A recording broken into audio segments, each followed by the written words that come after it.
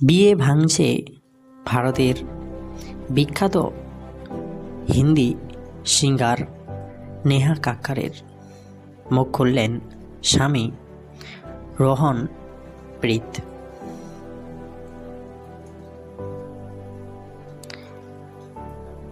তাদের চণ্ডীগড়ে প্রথমে দেখা হওয়ায় নেহা আর রোহনের প্রথম দেখাতেই তাদের প্রেম জুটি বাঁধে।